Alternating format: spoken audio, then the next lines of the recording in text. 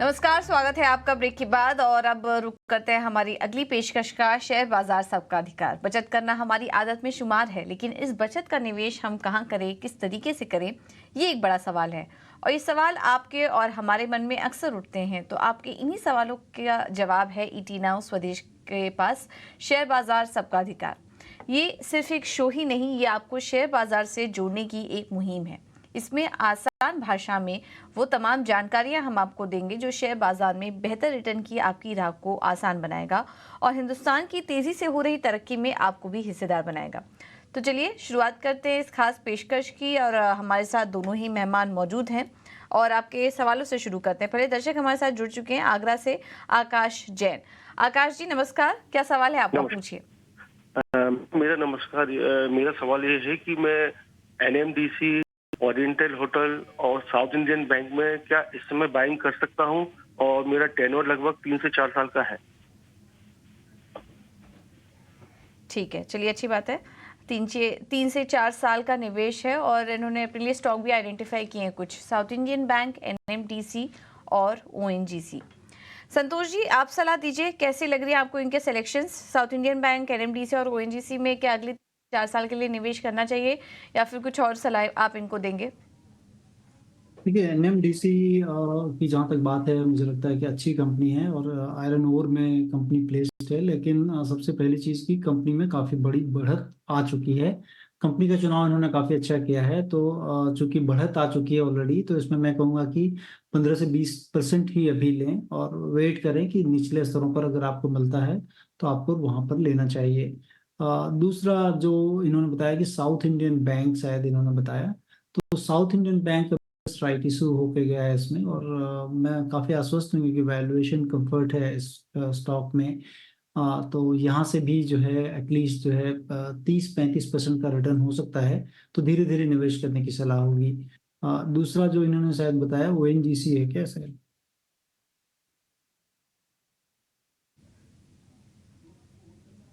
पूजा, क्या इन्होंने ओएनजीसी के बारे में बात की है? जी, ओएनजीसी। हाँ, तो ये देखिए, ये कंपनी भी अच्छी है, महारत्न कंपनी है सरकार की। और कंपनी की प्रॉफिट की अगर बात कर लें तो life high profit company TTM basis पर 50,388 करोड़ रुपया कंपनी ने मुनाफा किया है। मुझे लगता है कि और चूंकि स्टॉक प्राइस भी उसी चीज़ को रिफ्लेक्ट कर रहा है और स्टॉक प्राइस काफ़ी बढ़े हुए हैं।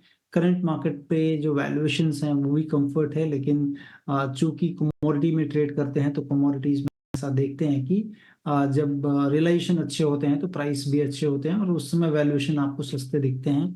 तो लेकिन मुझे लगता है कि यहाँ पर भी कम पैसे लगाएं, 25% से ज़्यादा ना लगाएं। वेट करें सब्सटैंशियल करेक्शन का, या किसी भी तरह से क्रूड जो प्राइसेस में अगर गिरावट होती है तो स्टॉक प्राइस में देखी जा सकती है गिरावट, और उस समय आप निवेश करें। अच्छी कंपनी है, प्रॉफिटेबिलिटी काफ़ी अच्छी है कंपनी की। ये सलाह आपके स्टॉक्स पर आती हुई संतोष जी की तरफ से। अगले कॉलर को अपने साथ जोड़ते हैं। अंशुमान है हमारे साथ दिल्ली से। अंशुमान, गुड मॉर्निंग, पूछिए क्या जानना चाहते हैं? Good morning sir. मैं ये जानना चाह रहा था कि मैं अपने 44 के भाव पे मैंने बैंक ऑफ महाराष्ट्र 5,000 शेयर लिए हुए हैं। ठीक तो है, इसका क्या फ्यूचर है और इसको कितना टाइम तक होल्ड करना चाहिए? ठीक है। तो पहले तो आपको बधाई, क्योंकि आपने एक तो अच्छी खासी क्वांटिटी में शेयर्स लिए, अच्छे लेवल पे लिए और उसका फायदा आपको नजर आता हुआ। अब मुझे जरा बताइए कि आप कितना और समय दे सकते हैं स्टॉक को? मैं इसको 5 से 7 साल दे सकता हूँ। चलिए, बोला काफी लंबी अवधि। ऐसा कुछ नहीं है कि जस्ट अभी हमें निकालना है। ठीक है, पैसे की जरूरत नहीं है। चलिए, तो आपको एक बेहतर व्यू देने की हम यहाँ पर कोशिश करते हैं। कुणाल, मैं आपके पास आना चाहूंगा। बैंक ऑफ महाराष्ट्र अच्छे लेवल पे बाइंग की है और भरपूर संख्या में भी ये स्टॉक खरीदा है, इसलिए फायदा जबरदस्त होता हुआ। इन पर कोई दबाव नहीं है, इन्हें पैसे निकालने की कोई जल्दी नहीं है। इन्होंने तो कह दिया 4-5 साल तक भी मैं इसमें बना रह सकता हूं। जरा बताइए क्या सलाह होगी? प्रशांत, हमारे व्यूअर ने बहुत ही अच्छे लेवल पे डेफिनेटली एंट्री की है और इनफैक्ट 3 काउंटर्स ऐसे हैं जो ऑलमोस्ट सिमिलर फॉर्मेशन में है। पहला है बैंक ऑफ महाराष्ट्र, दूसरा है सेंट्रल बैंक और तीसरा है आईओबी। तीनों काउंटर में बहुत ही अच्छी ट्रेंड बनी हुई है। रिसेंटली फरवरी से लेके अब तक शायद ये तीनों काउंटर साइडवेज कंसोलिडेशन में रह चुके हैं, बट बिकॉज इनकी लंबी नजरिया है, बैंक ऑफ महाराष्ट्र में डेफिनेटली बने रह सकते हैं। एक लेवल सुझा रहा हूँ और वो है 53। अगर ये काउंटर 53 के नीचे जाता है तो शायद हमें एक बार रिविजिट करना होगा। अदरवाइज इत्मीनान रखिए और इस काउंटर में बने रहें। जैसे जैसे काउंटर ऊपर जाता है फिर से हमारे शो में आके किसी भी एक्सपर्ट को ट्रेलिंग स्टॉप लॉस पूछ लीजिए और वो ट्रेलिंग स्टॉप लॉस होल्ड करते रहिए। I think this rally can continue even further. इसका जो एक अप्रोक्सीमेट लक्ष्य जो हमने रखा है वो मैं शेयर कर रहा हूँ और वो है 85 का। 85 का टारगेट है एज ऑफ नाउ, सो लंबी अवधि के लिए बने रहें। चलिए, तो यहाँ पर बैंक ऑफ महाराष्ट्र में लंबी अवधि के लिए रुकने की सलाह। और सूरज का सवाल हम यूट्यूब से लेंगे। वोडा आइडिया पर इनको दरअसल सलाह चाहिए। संतोष, एफपीओ में इनको शेयर मिला, होल्ड करना चाहिए या नहीं, ये इनका सवाल है। देखिए, मुझे लगता है कि लंबी अवधि का अगर निवेश है और आपके पास रिस्क एपेटाइट ज़्यादा है, ये दो चीज़ें काफ़ी इंपॉर्टेंट हैं, क्योंकि जो भी पैसे ये एफपीओ के जरिए उठाए हैं, अगर आप आरएसपी देखेंगे तो उसमें वो कह रहे हैं कि टेक्नोलॉजिकल अपग्रेडेशन करेंगे और कुछ बकाया रकम जो कि सरकार के डिपार्टमेंट ऑफ टेलीकम्युनिकेशन की है वो उसको चुकता करेंगे। बट लार्जली जो है 12,000 करोड़ रुपए के करीब जा रहा है कि टेक्नोलॉजी अपग्रेडेशन 4G 5G के लिए करने वाले हैं।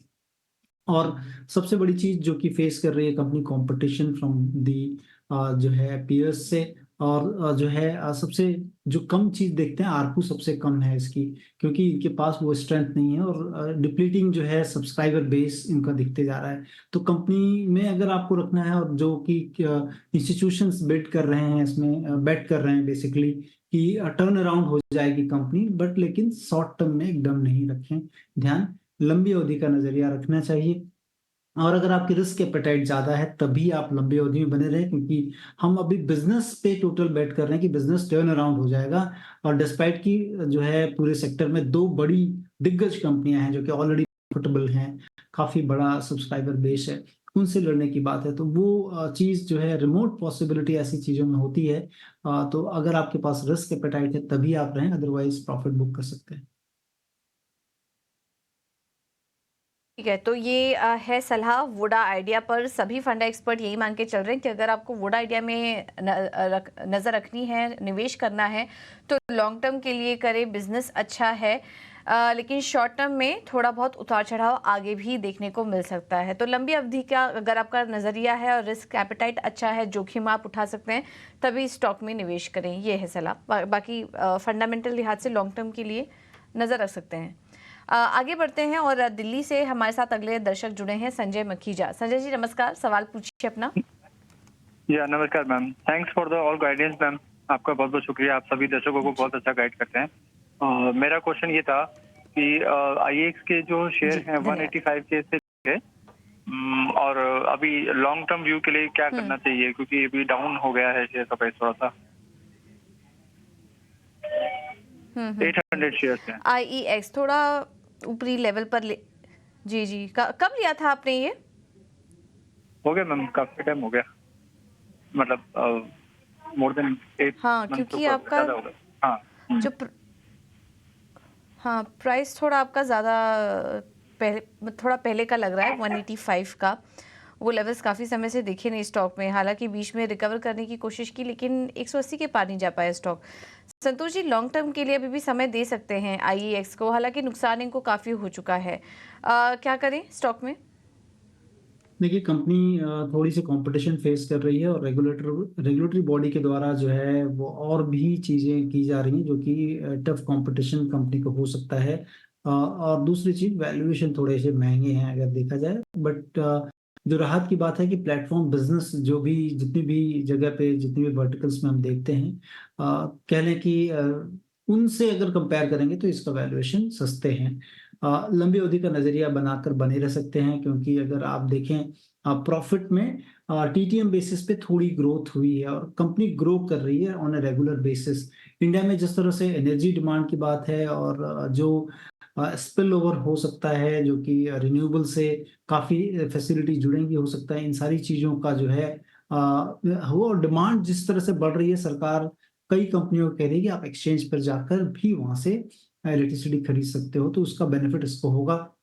लंबी अवधि का नजरिया हो तभी आप रहें, शॉर्ट टर्म का नजरिया हो तो निकलने की सलाह होगी।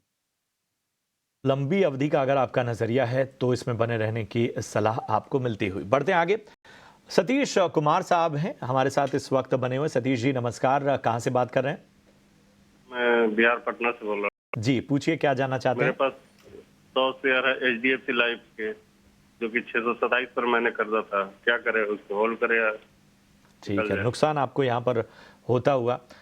HDFC लाइफ में एक नजरिया भी आपसे जानना चाहता हूँ कि कब तक आप रुक सकते हैं स्टॉक में, उस हिसाब से आपको। तो मैंने 3 मंथ के लिए लिया था। जी 3 मंथ के लिए। 3 मंथ्स के लिए लिया था आपने, लेकिन फिलहाल आपको नुकसान यहाँ पर होता हुआ। कुणाल, HDFC लाइफ 627 की खरीद है, नुकसान में फिलहाल। जब लिया था तब 3 महीने का नजरिया था, बताइए क्या करना चाहिए? सी प्रशांत, HDFC लाइफ में इनफैक्ट प्रेजेंट लेवल से मुझे यहाँ पे बाइंग की अपॉर्चुनिटी दिख रही है, और उसका रीजन एक बताता हूँ कि जब से इस काउंटर ने लिस्टिंग की है, वहीं से लेके अगर अभी तक के जितने भी बॉटम्स हैं उनके हमें कनेक्ट करें तो एक अच्छी सी ट्रेंड लाइन बनती है। और वो ट्रेंड लाइन का जो सपोर्ट आ रहा है वो है 575 लेवल पे।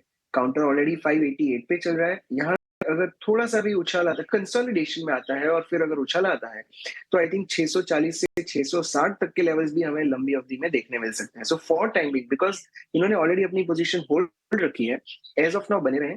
और अगर यहाँ से कंसोलिडेशन से काउंटर रिवर्स होता है तो फिर से एक बार रिविजिट करिए, किसी एक्सपर्ट की सलाह ले लीजिए। आई थिंक इसमें बहुत ही अच्छा उम्दा ट्रेड भी यहाँ से बन सकता है। सो फॉर टाइम बिंग इनकी पोजीशन में होल्ड करने की सलाह। फॉर टाइम बिंग आपको रुकने की सलाह है। एक यूट्यूब से हम सवाल लेते हैं सुचिता देवी का। संतोष, शॉर्ट टर्म का इनका नज़रिया है सिगाची में और सुबेक्स में। शॉर्ट टर्म के लिए क्या फ़िलहाल पैसे लगाने चाहिए? सिगाची इंडस्ट्री में मुझे लगता है कि देखिए, सबसे पहली चीज़ है कि आपको रिजल्ट सीजन्स आ रहे हैं और आपको देखना चाहिए, और शॉर्ट टर्म के नज़रिए हैं अगर, तो आपको बेसिकली अवॉइड करना चाहिए जब तक कि रिजल्ट आउट नहीं हो। क्योंकि शॉर्ट टर्म में हम 10 to 15% कमाने की सोचते हैं, और उस समय अगर रिजल्ट आपके ऑन टू हो तो जो है उसमें काफ़ी लॉस होता है। सिमिलरली तो अगर शॉर्ट टर्म का नज़रिया, मुझे लगता है कि आपको एटलीस्ट 1 महीने तक होल्ड करना चाहिए अपनी व्यू को शॉर्ट टर्म में, जब तक कि आपको बहुत जानकारी नहीं हो, और नंबर्स को प्रिडिक्ट करना काफ़ी मुश्किल होता है। स्यूबेक्स की जहाँ तक बात है, अगर आप देखें नंबर्स जो है अच्छे नहीं हैं, तो यहाँ पे टर्न अराउंड अगर होता है तभी आप देखें और नंबर आने दें, क्योंकि कई क्वार्टर से कंपनी को लॉस पोस्ट कर रही है। सिगाची जो कि एक प्रॉफिटेबल कंपनी है, और मुझे लगता है कि इसको देखा जा सकता है, बट अगेन आफ्टर दी जो है रिजल्ट्स आप देखें, अभी शॉर्ट टर्म के लिए ना देखें। ठीक है, तो ये है सरा सिगाची इंडस्ट्रीज पर। यूट्यूब पर भी हमें काफ़ी सारे दर्शकों के सवाल आ रहे हैं। यूसुफ सिद्दीकी जी ने सवाल भेजा है, इनके 2 सवाल थे। IEX पर भी सवाल पूछा था इन्होंने, लेकिन उस पर हमने ऑलरेडी सलाह दे दी है। NCC भी है इनके पास, 90 शेयर्स 243 पर इन्होंने NCC के लिए हुए हैं। कुणाल जी, क्या सलाह होगी आपकी NCC पर? पूरा एनसीसी फॉर्मेशन वाइज तो बहुत ही बेहतरीन है। इनफैक्ट ट्रेंड तो अभी भी पॉजिटिव है, बट शायद थोड़ा सा साइडवेज कंसोलिडेशन में है। जो सपोर्ट लेवल आ रहा है वो करीब करीब 235 पे आ रहा है, और जो रेजिस्टेंस है वो करीब 260 पे है। As of now in between है। लंबी अवधि का नजरिया है तो डेफिनेटली बने रहे। ट्रेंड इंटैक्ट है। 235 के नीचे शायद हमें एग्जिट करने की सलाह देनी होगी, but for time being you can definitely stay on. तो ये नज़रिया आपके स्टॉक पर। चलिए यूट्यूब से कुछ और सवालों को भी शामिल करते हैं। श्रुति श्रीवास्तवा का सवाल हमारे पास यस बैंक को लेकर है। 6,250 शेयर इन्होंने यस बैंक के लिए हुए हैं। 29 रुपए के भाव पे इन्होंने यहाँ पर ख़रीदारी की हुई है। संतोष जी बताइए, अच्छी क्वांटिटी में शेयर लिया है यस बैंक का, लेकिन काफ़ी ऊपरी स्तरों पर इन्होंने ख़रीदारी की है। 29.5 रुपए की ख़रीदारी है, क्या राय होगी आपकी? अगर आपका भाव आ जाए तो आप निकल जाएं, क्योंकि अगर जो वैल्यूएशन देखें 1.83 टाइम्स करंट मार्केट प्राइस पर है, और 29 पे तो काफ़ी ज़्यादा होगा। तो मुझे लगता है कि इतना वैल्यूएशन इस स्टॉक को नहीं मिलना चाहिए। क्योंकि कंपनी में ग्रोथ नहीं है। आप काशा को देख लें, निम को देख लें, तो जो इंडस्ट्री का स्टैंडर्ड है उस पर नहीं खरी उतरती है कंपनी। और जो रेजोल्यूशंस के बाद भी जो रिकवरी हम लोग एक्सपेक्ट कर रहे थे, वो सारी चीज़ें दिखती हुई अभी तो एटलीस्ट नियर टर्म नहीं है। तो इनके लिए सलाह होगी कि जब भी आपके भाव मिले या कम से कम नुकसान हो, आप निकल जाएं। ऑलराइट, एक लाइव दर्शक हमारे साथ जुड़ गए हैं, सदाशिव कामले। कामले जी नमस्कार, कहाँ से बोल रहे हैं सर? मैडम हैदराबाद से। बताइए सर, आपने किस स्टॉक में खरीदारी कर रखी है और कैसे हम आपकी सहायता कर सकते हैं? जियो फाइनेंस के 400 शेयर है मैडम, 265 के। 265 पे, ठीक है। हाँ। कितना रुकना चाहते हैं आप इसमें? लॉन्ग टर्म बेस के मैडम, और ऐड कर सकते हैं क्या इसमें? मुनाफे में तो आप ऑलरेडी हैं, फिलहाल मुनाफा बांधना नहीं चाहते? नहीं मैडम, लॉन्ग टर्म के लिए सो है, और ऐड कर सकते हैं क्या, और थोड़े डिप में ऐड करना बोल। ऑलराइट, कुणाल और ऐड कर सकते हैं क्या? 265 और फिलहाल मुनाफा भी हो रहा है जियो फाइनेंस। कविता, हमें इन दर्शकों को एक्चुअली आई रियली अप्रिशिएट कि जो अभी भी मुनाफे में है और फिर भी ऐड करने की बात कर रहे हैं, बिकॉज ट्रेंड बहुत ही बरकरार है। सो डेफिनेटली इस काउंटर में ऐड की जा सकती है। पोजीशन 365 का लेवल होगा जो मैं इन्हें सजेस्ट करूंगा। 365 370 के बीच में अगर ये काउंटर आता है तो डेफिनेटली ऐड करें। ये ट्रेंड बहुत ही मजबूत है और देखिए बाइंग भी बहुत ही अच्छी हो रही है। इनफैक्ट बाइंग वॉल्यूम्स भी बहुत अच्छे आ रहे हैं और ये counter clearly higher top higher bottom बनाए जा रहे हैं। अगर वेल्थ बनानी है तो डेफिनेटली विनिंग काउंटर्स को पोर्टफोलियो में रखने होंगे। जियो फाइनेंशियल सर्विसेज उसी में से एक है एज ऑफ नाउ। सो 370 के पास अगर काउंटर आता है तो डेफिनेटली खरीदारी करिएगा। तभी किसी के एक ट्रेलिंग स्टॉप लॉस की उम्मीद रखिएगा। आई थिंक इसमें लंबी अवधि के लिए और भी मुनाफा हो सकता है। तो चलिए कुछ सवालों पर नजर डाल लेते हैं। हमें कोटक महिंद्रा बैंक पे भी कुछ दर्शकों के सवाल आ रहे हैं। दीपक जी का सवाल आया है कि कोटक महिंद्रा बैंक या इन स्तरों में बाई करना सही रहेगा आज के रेड्यूस भाव पर। संतोष जी, क्या सलाह होगी आपकी, क्योंकि कोटक महिंद्रा बैंक खबरों में भी है, हम लगातार अपने दर्शकों को बता ही रहे हैं कि आरबीआई ने जो सर्कुलर जारी किया उसमें ऑनलाइन और मोबाइल बैंकिंग के जरिए कस्टमर अधिग्रहण पर रोक लगा दी है। स्टॉक इस वक्त अपने सारे ही डेली मूविंग एवरेजेस के नीचे है और 3 साल के निचले स्तर पर जा चुका है। क्या ये मौका सही है स्टॉक में एंट्री लेने का? देखिए, मुझे लगता है कि अगर आप लंबी अवधि का सोच रहे हैं तो डेफिनेटली आपको तकरीबन 30-35% यहाँ पर लेना चाहिए, जितना आप सोच रहे हैं। क्योंकि अगर देखें जिस तरह से इन पे नकेल कसी गई है और ये 2 सालों का मामला है। इसी तरह का सिमिलर इंसिडेंस हम 2020 में दिसंबर के महीने में एचडीएफसी बैंक पर देखा था और तकरीबन जो है 7-8 महीने बाद वहां से उसको बैन को हटा लिया है आरबीआई के द्वारा, क्योंकि कंपनी कंप्लाइड हो गई बैंक। यहाँ पर भी है एक्सटर्नल ऑडिटर आएगी टीम और वो अगर ये कंप्लाई करते हैं, और जरूर ये हो सकता है कि शॉर्ट टर्म में हिकअप्स हों, यहाँ से भी सब्सटेंशियल कोई भी करेक्शन होता है तो लेना चाहिए। क्योंकि हम जैसा देख रहे हैं कि कोटक महिंद्रा बैंक के जो शेयर्स हैं उसमें काफी कॉन्ग्लोमरेट बिजनेस है, कई बिजनेस हैं। एएमसी है, लाइफ इंश्योरेंस कंपनी है, इसके एक प्राइम बिजनेस है, ICICI security Kotak Mahindra securities हैं। तो ये सारे बिजनेसेस जो हैं वो तकरीबन हम देख रहे हैं कि 400 एसओटीपी वैल्यूएशन करें तो 400 रुपए के पास उनका, और स्टैंड लोन वैल्यूएशन अगर आपको देखें तो इस भाव पर तकरीबन 1200 है।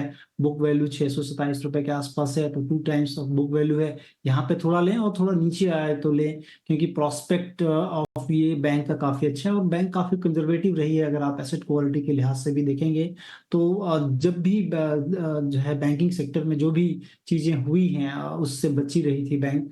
तो ये सारी चीजों को देखते हुए लग रहा है कि लेना चाहिए बैंक। हाल फिलहाल में इनके सीईओ भी चेंज हुए हैं, उदय कोटक के बाद नए सीईओ आए, बाहर से आए हैं। मुझे लगता है कि काफी अच्छा हो सकता है, तो प्रॉस्पेक्ट अच्छे हैं। थोड़ा यहाँ लें, गिरने पे और ज्यादा ऐड कर सकते हैं।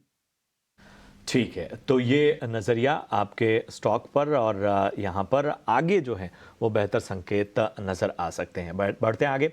अभिनय है, हम उन्होंने अपना सवाल यूट्यूब के ज़रिए हम तक पहुँचाया हुआ है और इरकॉन पर मौजूदा स्तर पर ख़रीदारी करना चाहते हैं। कुणाल बताएं, इरकॉन मौजूदा स्तरों से क्या बेहतर रहेगा ख़रीदारी के स्तर के अगर हम देखें? प्रशांत, ऑलमोस्ट साइडवेज कंसोलिडेशन करीब करीब 2 से 2.5 महीने तक का दिखा था और इनफैक्ट यस्टरडे एक अच्छे वॉल्यूम के साथ इरकॉन ने वो कंसोलिडेशन का ब्रेकआउट दिया था और वो जो ब्रेकआउट लेवल है वो है 240 का। एज ऑफ नाउ काउंटर 242 पे चल रहा है। आई थिंक अगर ये मोमेंटम पिकअप होता है तो हमें 265 से 270 तक के लेवल्स भी शॉर्ट देखने मिल सकते हैं। लंबी अवधि का नजरिया है तो डेफिनेटली रखें। अगर नई पोजीशन क्रिएट करनी है तो 230 के स्टॉप लॉस से इसमें पोजीशन क्रिएट की जा सकती है। पहला टारगेट होगा 265 का और फिर इसमें ट्रेलिंग स्टॉप लॉस की रणनीति अडॉप्ट करनी होगी। ऑलराइट, राकेश हमारे दर्शक फोन लाइन पर हैं। नमस्कार राकेश जी, कहाँ से बोल रहे हैं? बोकारो से बात कर रहा हूँ। सर आपने किस स्टॉक में खरीदारी कर रखी है? मैम मेरे पास ना अल्काइल अमीन है 2804 के भाव पे 20 शेयर हैं और एशियन पेंट है 3385 के भाव पे 10 शेयर है। एक सेकेंड, एशियन पेंट्स की बाइंग प्राइस क्या है? 3385। 3385। और अल्काइल अमाइंस का कितना बोला आपने? 2804। 2804, ठीक है। दोनों में ही आपने कितना समय रखना है? मैम मुझे तो रखना है मैम 1 ईयर रखना है मैम। मैं ये लेवल देख सकता हूँ मैम 1 ईयर के अंदर, या फिर तक ये लेवल आ सकता है मैम? ओके संतोष, 1 साल का नजरिया एशियन पेंट्स 3385 बोल रहे हैं ये। देखिए एशियन पेंट्स में अगर पेंट इंडस्ट्री की बात की जाए टोटल, तो उसमें जो है थोड़ी सी ज़्यादा जो है क्राउडेड स्पेस हो चुका है ऑलरेडी। अगर आप देखें ग्रासिम के द्वारा काफ़ी उद्यम किया जा रहा है, 10,000 करोड़ के करीब का इन्वेस्टमेंट है, और दूसरा JSW के द्वारा। तो ये सारी चीज़ों को देखते हुए मद्देनजर लग रहा है कि काफ़ी कंपटीशन होगा आने वाले टाइम पे, शायद मार्जिन श्रिंक हो सकती हैं। लेकिन अभी तक जो नंबर्स दिख रहे हैं वो काफ़ी अच्छे हैं और वैल्यूएशन पहले से थोड़ा कम हुआ है। तो आप लें तो बहुत कम क्वांटिटी लें, क्योंकि ऑलरेडी एक क्राउडेड स्पेस है। फॉल आउट क्या होगा थोड़ा बोलना मुश्किल है। शायद एशियन पेंट्स पे ज़्यादा ना हो, निचले जितनी भी कंपनियां हैं, जो छोटी कंपनियां हैं, उन पे ज़्यादा हो, इसलिए आप कम लें यहाँ पर। दूसरी जो अल्काइल माइंस की बात की है इन्होंने, वहां पर मैं देख रहा हूँ कंपनी काफी अच्छी कैपेबिलिटीज जो है और कैपेसिटी बिल्टअप कर रही है, आने वाले दिनों में करेगी। ऑलमोस्ट जो है कैपेसिटीज मोर देन डबल हो सकते हैं इनके कुछ दिनों में, जिस तरह से इनकी बैलेंस शीट को देखते हुए लग रहा है। और कंपनी का जो 1-2 साल जो रहा है वो थोड़ा टुमल्टस रहा है, क्योंकि मार्जिन श्रिंक हुई है। केमिकल्स के बिजनेस ऑलरेडी जो है थोड़े प्रभावित रहे हैं पिछले 1.5-2 सालों में। लेकिन आउटलुक यहाँ पे अच्छा है, क्योंकि भाव भी आपको काफी अच्छा मिल रहा है, ऊपर के भाव से काफी ज्यादा करेक्ट हो चुका है। तो जो सोच रहे हैं मुझे लगता है अच्छा है, थोड़ा थोड़ा करके डेफिनेटली यहाँ निवेश कर सकते हैं। ओके, सलमान खान हमारे अगले दर्शक फोन लाइन पर है। नमस्कार सर। कहाँ से बोल रहे हैं आप? मैडम मैं यूपी से बोल रहा हूँ। ओके, टाटा पावर लिया है आपने? हाँ, टाटा पावर के 381 के 1041 शेयर है। 381 की आपकी बाइंग प्राइस है ना, तो यहाँ पर तो आप मुनाफे में है। और कितना रुकना चाहते हैं इसमें? और मैं जून तक का शेयर करूँगा। क्या कह रहे हैं? हेलो, कब तक रुकना चाहते हैं सर? जून 30 जून तक। 30 जून तक का इनके पास समय है। कुणाल, टाटा पावर फिलहाल मुनाफे में है, क्या सलाह होगी? Counter is in complete trend. इस काउंटर ने जो पहला ब्रेकआउट दिखाया था वो करीब दिसंबर में था, जब काउंटर 300 के ऊपर निकला था और 430 तक एक नॉन स्टॉप रैली देखने मिली है। अभी भी ये ट्रेंड बरकरार है। सो जून तक इसका टारगेट करीब 465 से 470 तक के लेवल्स हमें ध्यान में रखने चाहिए। बट फॉर टाइम भी, because the time is uncertain, तो हमें सिर्फ इसका एक स्टॉप लॉस मेंटेन करना होगा 410 का। अगर 410 के नीचे जाता है तो ये काउंटर से एग्जिट करने की सलाह होगी, अदरवाइज बने रहे। आई थिंक 465 तक के लेवल्स हमें देख सकते हैं।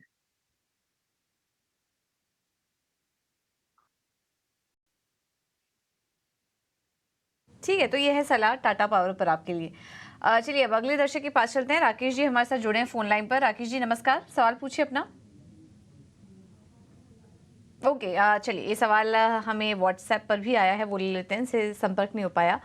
कॉनकॉर है इनके पास 500 शेयर्स 939 पर इन्होंने लिया हुआ है, और ITDC भी है इनके पास 400 शेयर्स 699 के लेवल पर इन्होंने खरीदा हुआ है। कॉनकॉर में अच्छा मुनाफा हो रहा है इनको, और ITDC भी देखेंगे, ITDC में नुकसान में है ये, तो एक कॉनकॉर में तो शानदार मुनाफा, लेकिन उसको कहीं ना कहीं सेट ऑफ कर रहा है आईटीडीसी का स्टॉक। संतोष जी, दोनों ही स्टॉक सिलेक्शन कैसे हैं? इनके बात तो नहीं हो पाई है कि कितना समय और दे सकते हैं, बट क्या सलाह होगी आपकी? मुझे लगता है कि कॉनकोर जो है इनको होल्ड करके रखना चाहिए, क्योंकि अगर पोर्ट पर आवागमन बढ़ेगा, जैसे थोड़ी देर पहले हम अडानी पोर्ट के बारे में बात कर रहे थे, तो पोर्ट पर आवागमन अगर बढ़ता है और वहाँ पर जो है वॉल्यूम बढ़ते हैं, तो उसका एक बेनिफिशियरी कंटेनर कंपनियां भी होती हैं, क्योंकि कंटेनर्स के थ्रू ही जो है सारे माल का ढुलाई होती है। दूसरी तरफ जो है चूंकि हमारे यहाँ इकोनॉमिक एक्टिविटी बढ़ती जा रही है, उसका पूरा जो है कौशी बेनिफिशियरी ये सेक्टर होगा, तो उस लिहाज से यहाँ पर होल्ड करने की सलाह हो, काफ़ी अपॉर्चुनिटी हो सकती है आने वाले दिनों में। दूसरा जो काउंटर आपने बताया, क्या इंडिया टूरिज्म डेवलपमेंट कॉर्पोरेशन के बारे में बात कर रहे हैं?